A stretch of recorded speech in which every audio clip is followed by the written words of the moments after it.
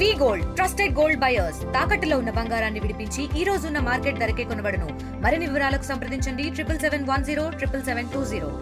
ఈ రోజు కేటీఆర్ గారి మీద కక్ష సాధింపుతోటి ఈ జూబ్లీహిల్స్ ఎన్నికల్లో ఒకట దౌర్జన్యంగా దొంగ ఓట్లతో గెలిచి అదే దౌర్జన్యంతో కేటీఆర్ గారి మీద కూడా గవర్నర్ గారి దగ్గర ఒత్తిడి చేసి ఫోర్స్ చేసి బీజేపీ కాంగ్రెస్ కుట్ర వల్ల ఎంపీఎల్ని కేసులని పెడుతున్నారు.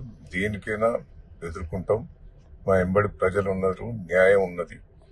ఈ హైదరాబాద్ సిటీ కోసం కేటీఆర్ గారు ఎంతో చేశారు, తెలంగాణ కోసం కేసీఆర్ ఎంతో చేశారు. ప్రజలు మా ఎంబడి ఉన్నారు, ఏం ఇబ్బంది లేదు. దేనికైనా ఎదుర్కొన్నందుకు కార్యకర్తలు ఉన్నారు, ఉద్యమకారులు ఉన్నారు, క్యాడర్ ఉన్నారు.